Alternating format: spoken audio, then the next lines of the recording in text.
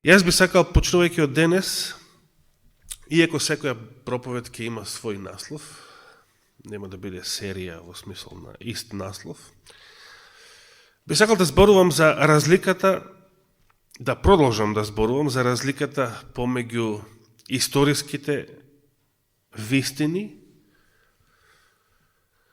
од една страна и заблудите или ересите на новата теологија од друга страна.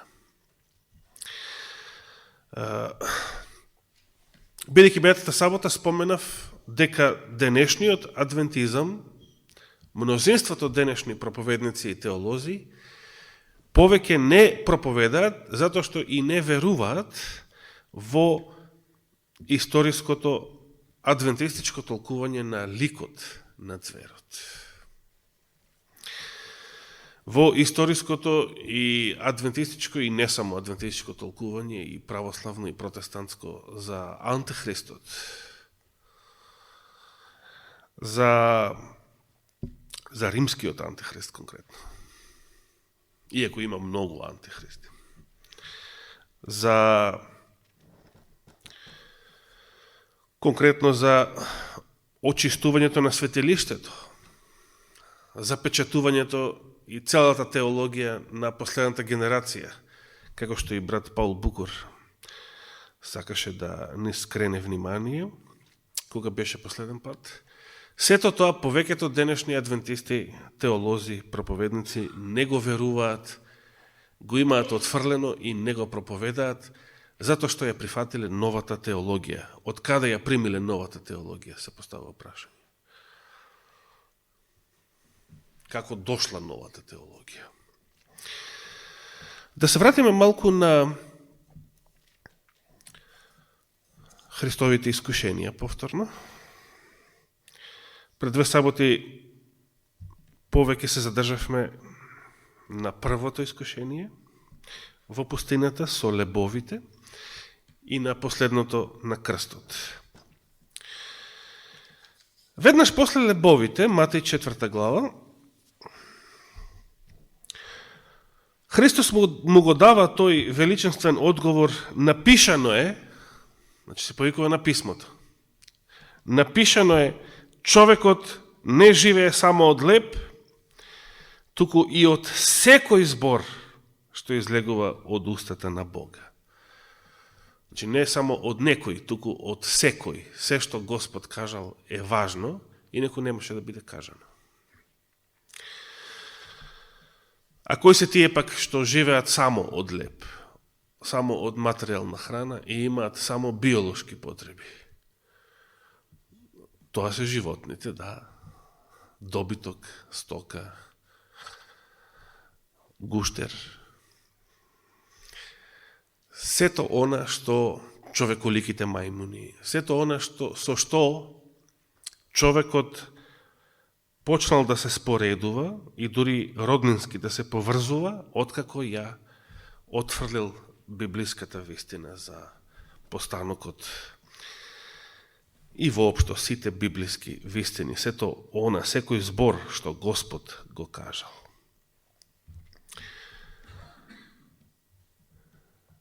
Христос во моментот кога неговото тело било толку истоштено што сакал, што имал итна потреба за храна, одбил да ја употреби својата божествена сила за претворање на лебовите, камењата во лебови и му го дал овој одговор од писмото, бидејќи ова е цитат од писмото, дека не живее, 5 Мојсеева 8.3, човекот не живее само од леб, туку од секој збор што излегува од Божијата уста.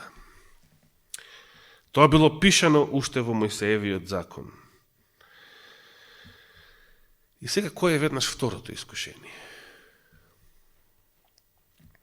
Тогаш ѓаволот го одведе, замислите, го зема од пустината, 20 на километри далеко од Ерусалим, и го одведе во светиот град, вели овде, и го постави на стрејата од храмот. Замислите какво патување. Сакате да ви се случи ова? Или во Дела 8 глава имаме ангел Господов го зел Филипа и го транспортирал така надприродно на патот за Газа, за да се сретне таму со кого? Да, етиопјанецот, кој што бил евнух и министер на царицата Кандакија, кој што го читал кој пророк? Исаија. Оно што го проучуваме ово тромесечие. И некои работи, читајќи ја 53-та глава конкретно, не ја разбирал, за да Филип му посведочи, му објасни и да го крсти по тоа, да го направи христијанин. И овој да си го проложи патот за Етиопија, каде што ќе го шири христијанството после тоа.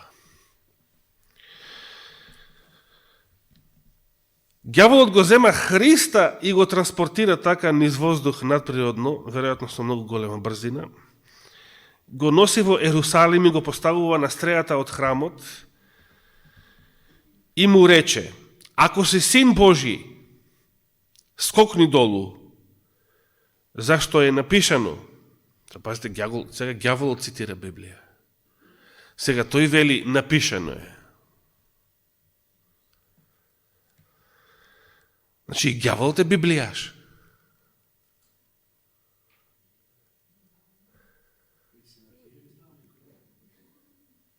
Не само тоа. Ѓаволот подобро ја позна Библијата од било кој теолог во светот. Точно? Точно.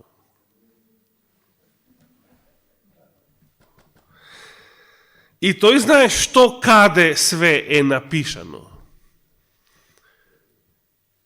Значи, помеѓу првото и второто искушение, он не си го подготвувал второто искушение. Чекај сега да прочитам што е напишано, како сега да постапам.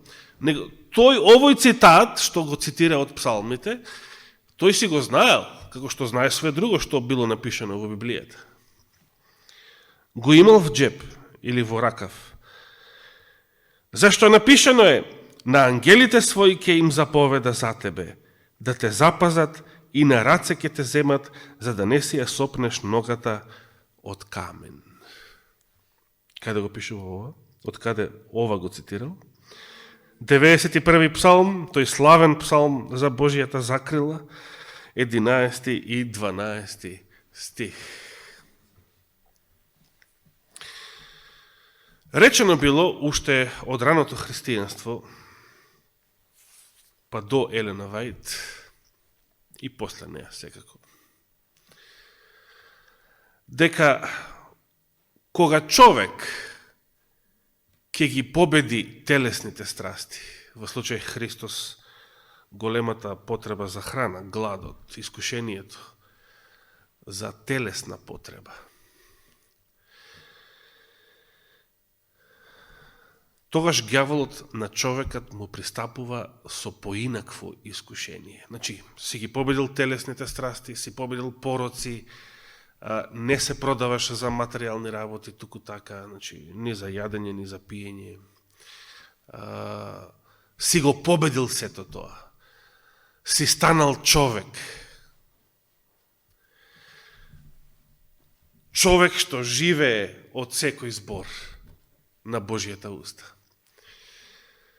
Тогаш ѓаволот ти доаѓа со друг вид искушение. Кој е тоа? Значи, тогаш и ѓаволот ти цитира Библија, тогаш и ѓаволот сега ти пристапува со спротивна крајност. И како што читав во книгата Невидливата борба од рускиот тогашен светогорски монах од 18. век Никодим Светогорец.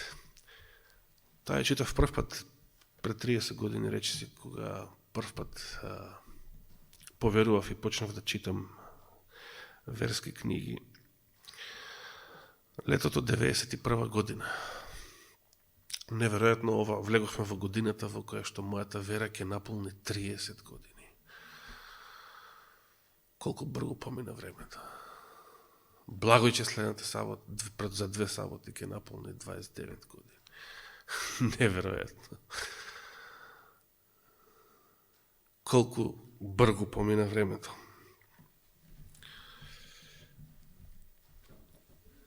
И таму прв пат прочитав.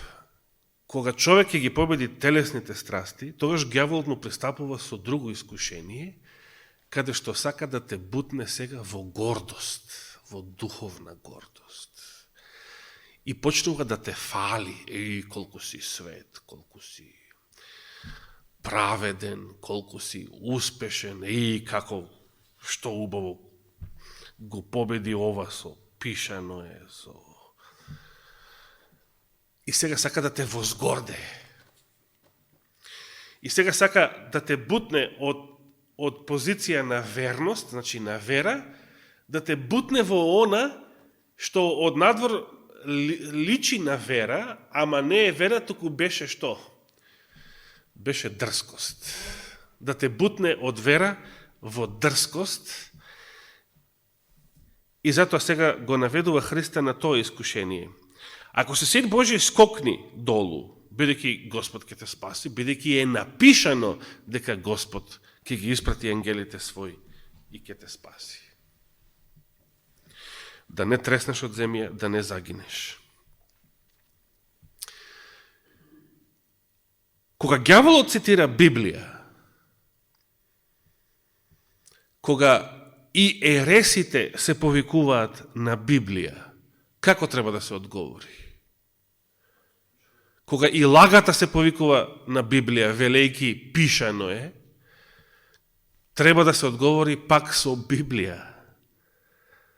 Христос така ни поставил пример. И што одговорил? Исус му рече, напишано е исто така. Значи, не може писмото да се противи на некое друго писмо.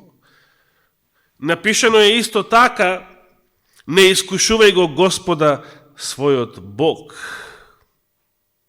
Исто така од Мојсеевиот закон.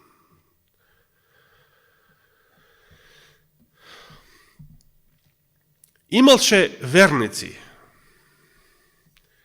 имаше адвентисти, кои што тврдеа, па треба да ја приме вакцината, бидејќи ако не ја примеме, сега вакцината пак ја земам како многу скорешен пример, иначе за многу примери ова може да се примени. Затоа што со тоа покажуваме, ако не ја примеме, покажуваме непокорност кон земските власти. А нели пишано е, Римјаните 13 глава, секоја душа да се покорува на земските власти. Добро, и ако донесат земските власти неделен закон и ве тераат во сабота да одите на работа, што ќе речат таквите? Да, а вакцината не се кажала. Кога е во прашање греф оваков или онаков, ако земската власт озаконува греф, како треба да постапиме за да бидеме послушни на Бога? Кон земската власт треба да покажеме непослушност, за да бидеме послушни на Бога. Воспротивно, оние што се свесни за грешноста и опасноста на вакцината, но од некои други причини, страф ли, како што спомна сестра Лугица, најчесто страф, може да биде и уцена, ќе те избркаме од работа. Баш бев кај Трајче дома, денојове кога му се јавуваат од работа, прават списоци за вакцинирање.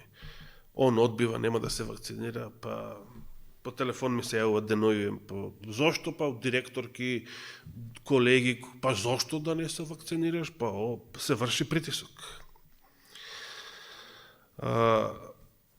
Од X причини, дали од притисок, дали од страф, дали од уцена, некој може да рече, некои верници, попустливи верници, ама треба затоа што треба да покажеме послушност кон земските власти. Не е точно кога се работи за греф. Кога се работи за греф, кон земската власт треба да покажеме непослушност, за да останеме послушни кон Бога. Воспротивно, било да се вакцинираме со лажната вакцина, било да скокаме во провалија, било да одиме на места каде што знаеме дека ќе бидеме изложени на сатански влијанија. Или да гледаме на телевизија, или да читаме нешто што знаеме дека е греф. Го искушуваме Бога. Го искушуваме или не го искушуваме? Го искушуваме. Господ ќе дозволи да ги истрпиме тие последици што доаѓаат на нас, кога свесно или полусвесно самите се изложуваме на сатанското влијание. Дали е тоа филм, дали е тоа нешто што се чита, дали е тоа нешто на интернет, дали е тоа видео, слики, музика, било што. Дури и соблазнителни вести.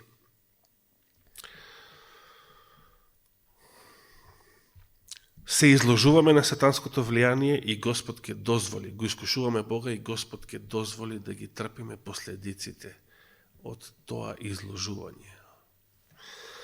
Новата теологија во адвентизмот започна кога адвентистичките пастори решиле да имаат постдипломски студии каде? Во Вавилон, точно. Бидејќи во самата црква не постоеле акредитирани коледжи и универзитети, првите доктори по теологија, како Дезмонд Форд, морале да студираат постдипломски студии во факултетите на паднатиот протестантизам. Некои може би и во католички универзитети. И таму, што примиле како наука? Она што се проповеда во Вавилон, она што се точи во Вавилон, од тоа се напиле. И првата доза беше пресилна. Бидејќи денес е заразен е со метастази целиот христијански свет со ереста на новата теологија. Поголемиот дел од адвентизмот со ереста на новата теологија. Може да се рече дека тие скокнале. Како во второто Христово искушение во пустината, и го искушале Бога. Може би си велеле, јас ќе студирам во Вавилон, ќе завршам, ќе стекнам диплом, односно постдипломски чин, титула и така натаму, но ќе си останам верен. Напротив, тие скокнале, го искушале Бога. Елена Вајд пишуваше, духот на пророштво ги предупредуваше адвентистичките родители во времето на отпадот, наречен Алфа, на почетокот на 20. век, кога Келок беше на чело на санитариумот, како што се викаше во Батл Крик, и под негово влијание беше и коледжот во Батл Крик, Мичиган. Во времето кога адвентистичкиот коледж проповедал ерес, Елена Вајд отворено ги повикувала адвентистичките родители и им велела што? Која беше пораката? Не ги праќајте своите деца во Батл Крик, да не студираат таму. Што мислите, замислите некој да почне денес да им зборува на адвентистите, не ги праќајте своите деца да студираат во Белград или во Марушевец или во Ньюболт коледж. Колку ќе биде ценет и почитуван некој таков во денешните адвентистички цркви? Елена Вајд тоа го пишувала. Зошто? Затоа што се работи за ерес, се работи за отров, како лажната вакцина. Да не го искушуваме Бога, Да не мислиме дека сме доволно паметни и силни, па да скокаме, кај што не треба. Да не бидеме само праведни, да ја зачуваме понизноста и слабоста, свеста дека сме слаби, дека човечката природа е слаба, и после победата над телесните искушенија, за да не бутне сега ѓаволот во духовните гревови, во гордоста, првиот и најголемиот, самоправедноста и свеста, односно отсуството на свест дека сме и понатаму слаби и кревки, да мислиме дека сме силни и дека сме имуни на секој искушение, на секој грев, на секакво влијание од светот, што не е точно, не сме имуни. Господ ветува заштита, но само оно што ѓаволот не го цитирал од 91-иот псалм, ги испуштил намерно тие зборови. На сите патишта твои. Значи, Господ ќе ги испрати ангелите да те чуваат на сите Господови патишта. Значи, додека се држиш за Господовиот пат, додека одиш по тој пат, колку и да е тесен и никаков, незгоден, ако си на Господовиот пат, Господ ти гарантира заштита. Ако скренеш од тој пат, ако скренам од тој пат и фатам некоја друга врвица, што оди надолу, Божјата заштита не важи за тоа. И намерно ги испушти ѓаволот овие зборови. Не ги цитираше од псалмот. Ќе им заповеда на ангелите твои да те чуваат на сите патишта твои и да не се сопне ногата твоја од камен.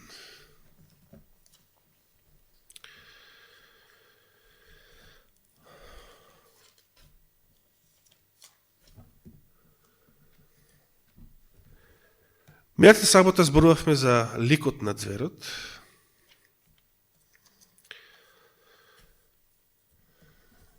И ќе ги повторам сега последните два стиха од 13 глава. Значи, тој ликот на зверот, оно што ќе направи да прозбори иконата на цверот,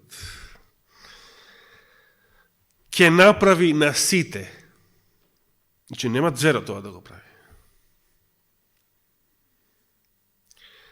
Туку ликот негов од Соединетите Американски држави ќе направи на сите сиромаси, богати, големи, мали, слободни робови, да им се стави жик на десната рака или на челата нивни, та никој да не може ниту да купува, ниту да продава, освен оние што го имаат тој жик, или името на зверот, или бројот на неговото име.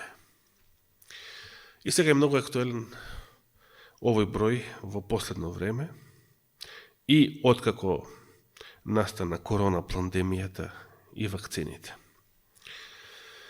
Но беше и пред тоа. Тука е мудроста.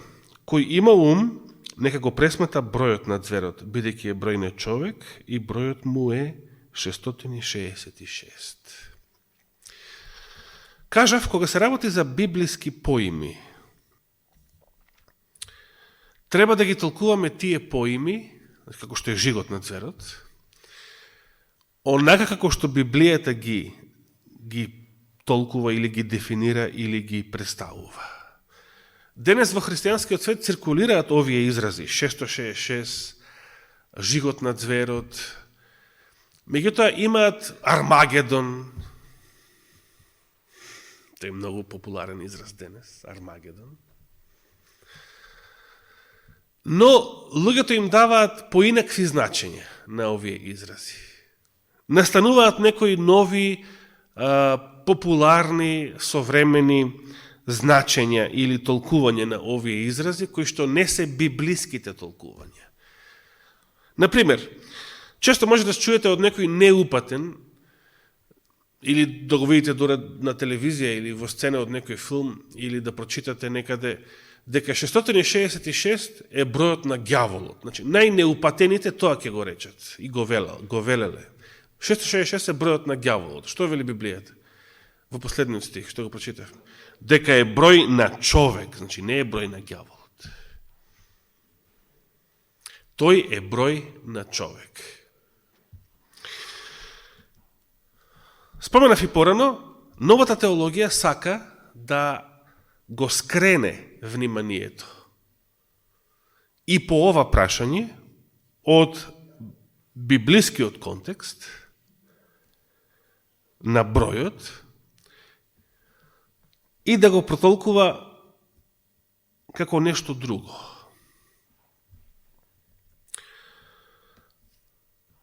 Библијата вели дека тој број во 17 стих е бројот на името негово. Значи, што е тоа негово? На кого се мисли? Значи, никој да не купува или продава, освен оние што го имаат тој жиг. Жигот не е самиот број. Тој жиг или името на зверот, или бројот на името негово. Значи, бројот 666 е што? Е број на името на зверот. Каде треба да го бараме толкувањето за 666? Во името на зверот. Сега нема да се задржам на таа тема. Новата теологија го има насочено вниманието на денешните адвентисти на друга страна по однос на бројот 666. Ја познам две такви толкувања. Прво се збореше дека шеската е број на човек. Човекот е создаден во шестиот ден. Шеската означува, бидејќи човекот паднал во грев. Шестиот ден, шеската, човек го е символ на човештвото и тоа на паднатото човештво. И така се толкуваше тоа. Така многу општо. Значи, шеската е символ на гревот, седмицата е символ на совршенството. И зверот, значи, шеската е така, 666, значи нешто засилено. Засилена шеска, 3 пати засилена шеска, која што значи, го означува грешното човештво.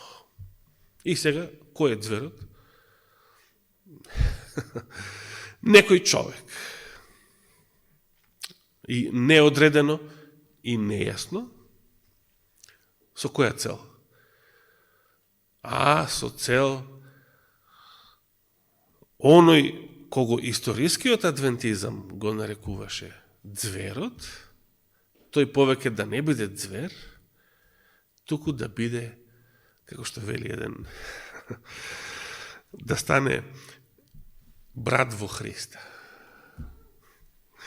Повеќе да не биде звер, туку да стане, да биде светиот Отец. И така натаму. Значи, новата теологија го ревидира историското учење на христијанството за зверот, на протестантизмот воопшто, по-конкретно, и сака да го одвлече вниманието од Рим, дека зверот не е Рим, особено не папата, односно папскиот Рим. Во последно време, последниве 10 на 15 години, се појави едно друго толкување во новата теологија за значењето на 666. Кој е тоа толкување? И пазете, многу е интересно. Велат, како и ѓаволот напишано е. Бројот 666 е споменат во Стариот Завет.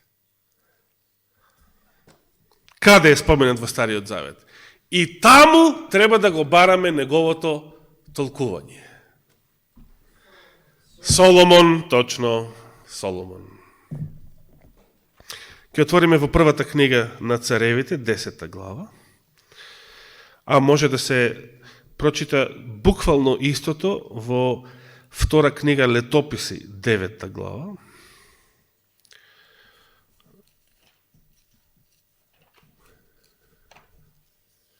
Да, цела 9 глава од Летописи зборува за истата тема. Но ние ќе читаме од Царевите 10 глава. Зошто? Затоа што летописи се текстови што ги пишувале хроничарите на израелските и јудејските цареви. А таму не може да се најде никаква критика за нив. Тоа е како владин медиум. Од владин медиум се очекува критика кон владата? Не. Така и забележано е дека во летописите не постои критика за самите цареви и така натаму. Се мисли конкретно дека дури и за така наречените добри цареви, верни цареви, не се споменува никаква нивна мана, никаква слабост. И така, например, летописи воопшто не споменува, ништо не кажува за отпадот на царот Соломон. Ништо. Едноставно, ја зборува неговата слава, неговата мудрост, посетата на етиопската или савската царица, неговото богатство и на крај заспа, односно почина и Соломон и на негово место се зацари синот негов Ровоам. Тоа е во летописи. Во Цареви се зборува за отпадот на Соломон.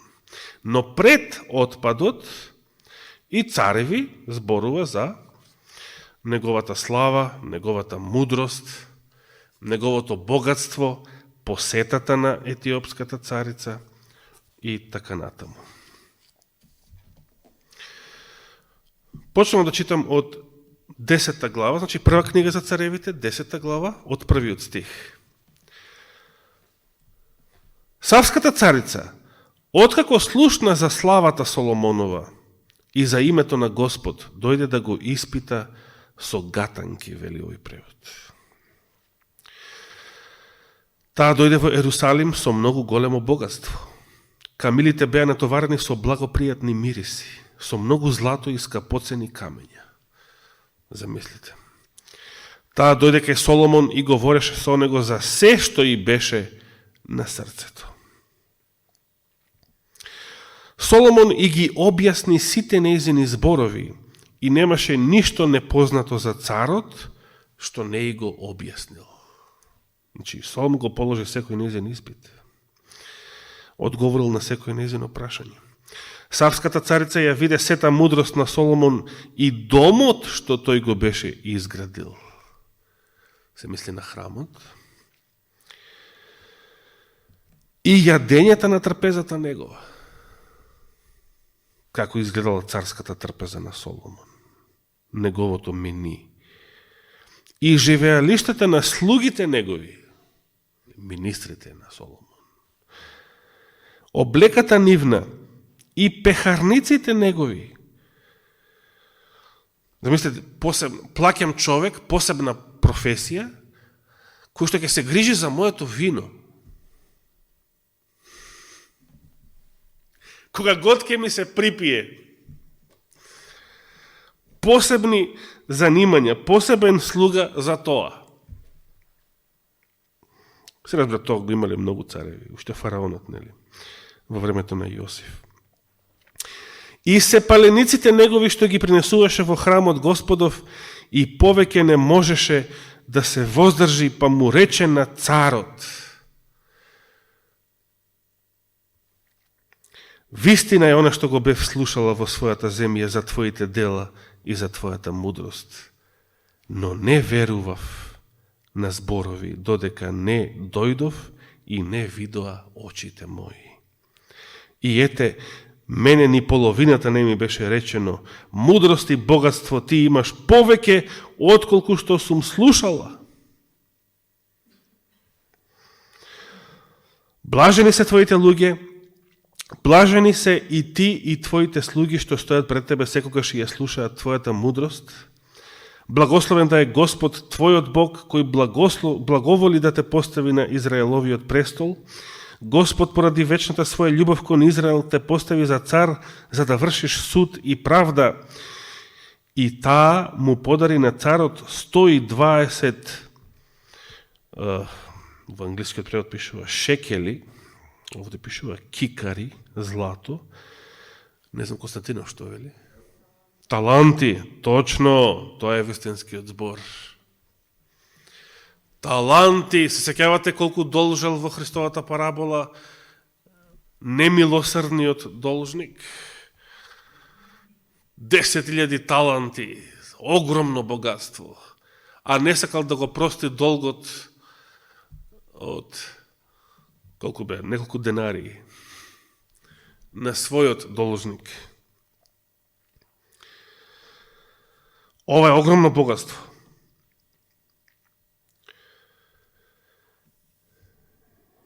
И скапоцени камења, благопријатни мириси, големо множество од сето тоа му подарила, како овој да немал. Никогаш уште не беа донесувани толку многу благопријатни мириси, колку што Савската царица му подари на царот Соломон.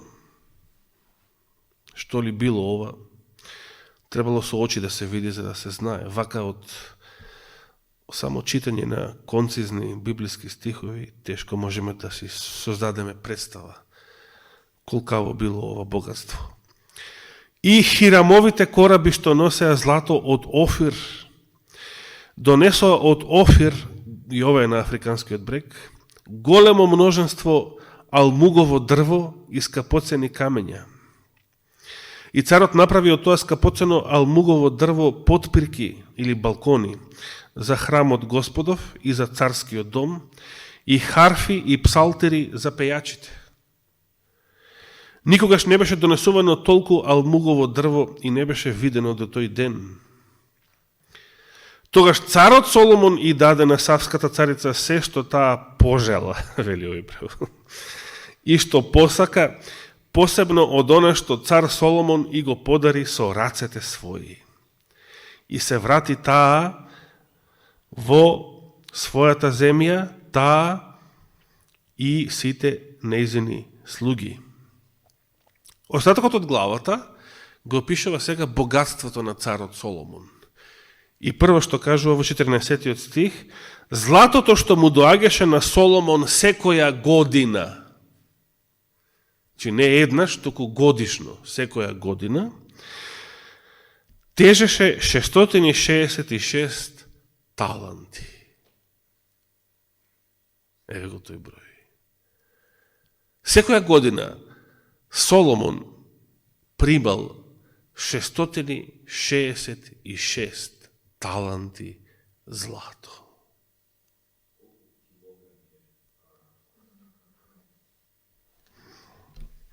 Добро прашање. За жал, јас не сум ѓаволот, или за среќа.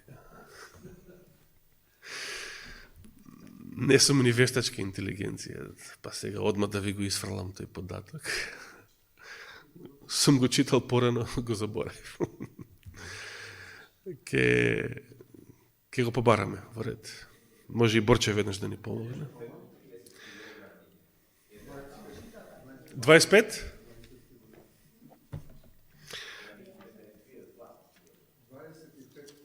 Килограм еден талант. Помеѓу 25 и 30, ајде да го земеме помалиот број, 25 нека бидат.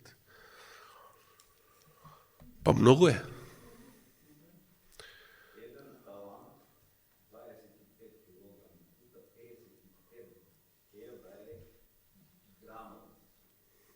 €55 е грам злато? Денешна цена. Па сега пресметајте. Што ќе биде тоа, значи? Значи 25.000 грама? 25.000 грама по €55. Да. И колку ќе добиеме резултат? Колку? 915 милиони евра. Секоја година. Не е чудо што... И тоа е само овој податок. Не прочитавме ние се уште се, колку бил богат царот Соломон. Што, 1 милион? 1000 евра. Добро, сега да побараме трет сметач или како.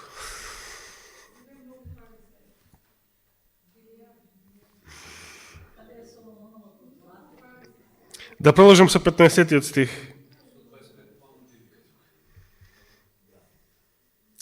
Фунти. А што 125 фунти? 125 шо? 1000 и не? Фунти. 1 талант. Па дора, рековме 25 килограми. Тука не, се согласува, тука е. Да, тука е. Подели 125 со 2,2.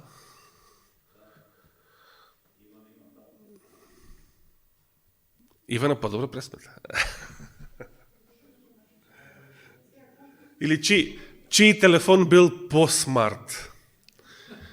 Значи има разлика од телефони до телефони. Од паметни, има паметни, има попаметни телефони.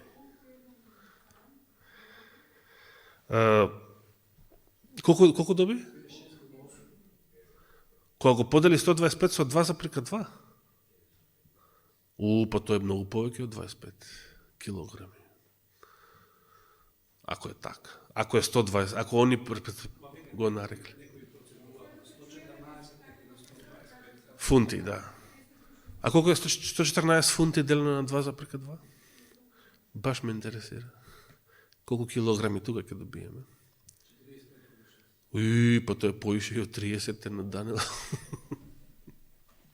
За 1 талант.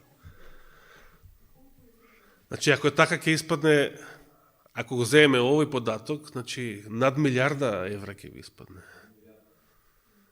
Секоја година 1 милиарда евра. Леле. Па овие нашиве политиканти, нашиве криминистри ќе паднат во несвест од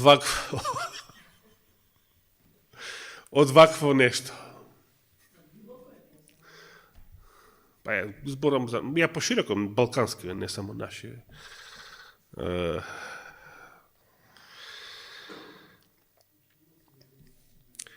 Но тоа е само за 666 таланти злато секоја година што му доаѓале на царот Соломон. И тоа не е целото злато што го поседувал Соломон, затоа што 15 стих вели, освен она што се добиваше од разнесувачите на стока, од тргувањето на трговците и од сите арапски цареви и од областните управници. Значи, тоа е све плюс сите тие давачки и даноци. Царот Соломон направи 200 големи штита од ковано злато, по 600 шекели злато се потрошени за секој штит, а тука се шекелите, се извинувам. 600 шекели злато за еден штит. И 300 помали штита од ковано злато, од по 3 мини злато за секој штит, и царот ги постави во домот од леванонско или либанско дрво. Царот направи голем престол од слонова коска и го обложи со чисто злато. Замислите. Слонова коска позлатена. Пред престолот имаше 6 скалила. Одзади врвот на престолот беше кружен и од двете страни на седишњето имаше подпирки, а до подпирките стоја 2 лава. И Соломон бил љубител на лавови.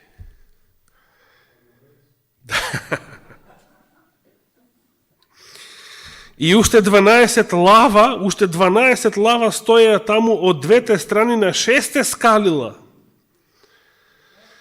Слично немало ниту во едно друго царство. Сите садови за пиење кај цар Соломон беа златни. Соломон не знал дека сребрените чаши се поздрави со антибактериското дејство, туку сакал све да биде со злато. За да има да се... Што да видат другите цареви. И сите садови во домот од либанско дрво беа од чисто злато. Ништо немаше од сребро. Зашто во дните на Соломон среброто не се сметаше за нешто вредно.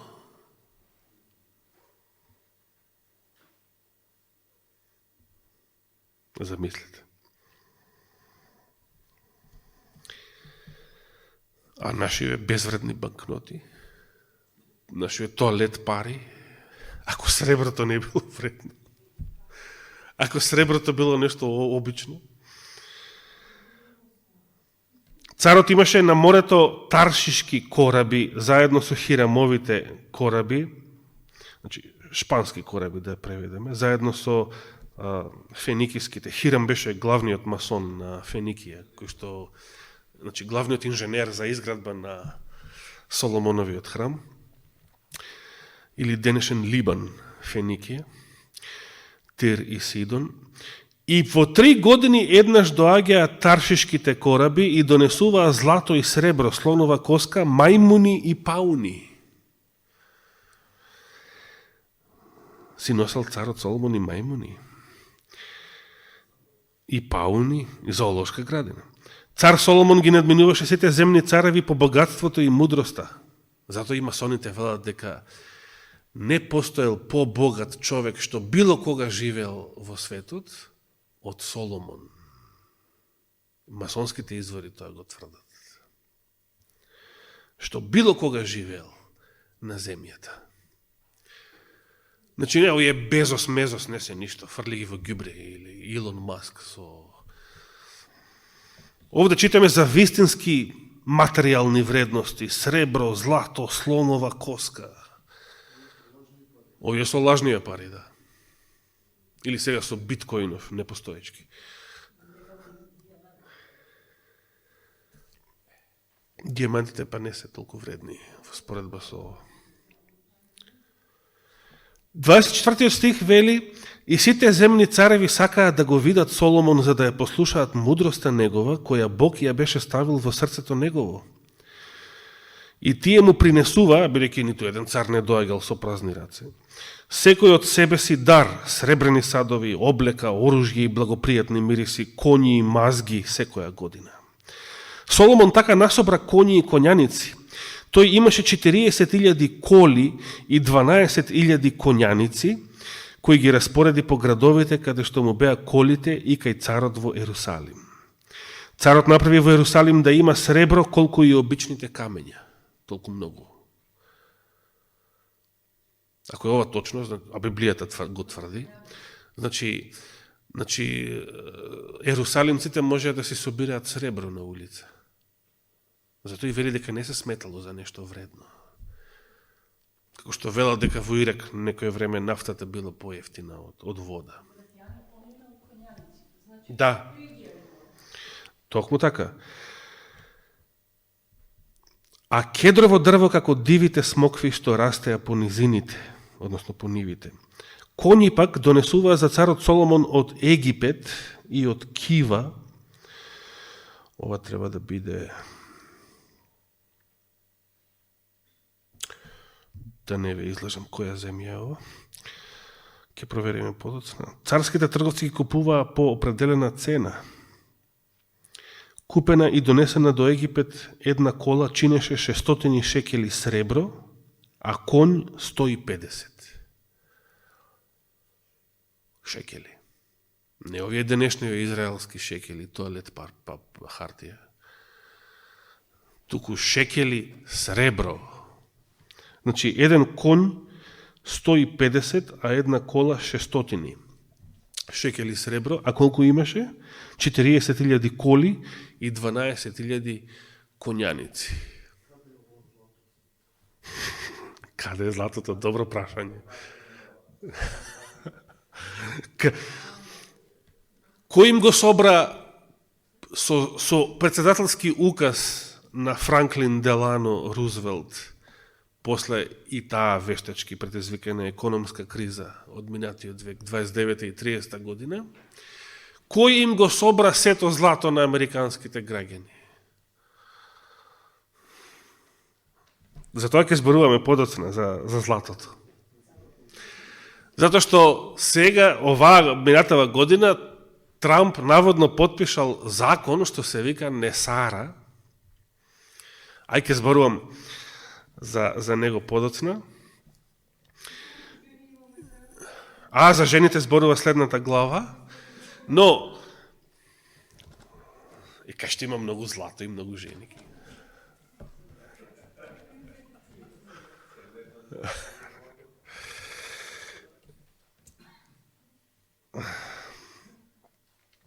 Но таквите не се Божии керки. Тоа е така. Како што овие не се човек, овие други. Поентата ми е дека целата 10 глава, или во втора летописи целата 9, значи кога се споменува не само мудроста, туку сето ова богатство на најбогатиот човек што било кога живеел на планетава, царот Соломон, значи не бил, замислете, 900 години пред Христа до денес, значи 2900 години, не е надминат Соломон од никого по неговото богатство. И по жените исто така. Но, сакам да нагласам дека за отпадот на Соломон почнува да зборува дури 11-та глава, која што почнува, царот Соломон засака освен фараоновата керка и многу жени тугинки, моавки, амонки, едомки, сидонки, хетејки. Да. 11-та глава зборува за почетоците на Соломоновиот отпад. Значи, се што е кажано во 10-та глава, благословот на царицата Савска, мудроста негова, богатството негово е во времето кога Соломон се уште бил верен. Значи, тоа што Соломон само од некои рудници примал 666 таланти злато секоја година, таа бројка нема никаква врска со отпад, со грев, со неморал.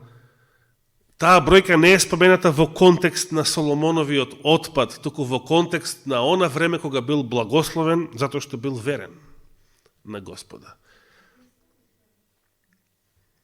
После доаѓа бесот. Но кога се уште бил благословен и кога се уште бил верен на Господа.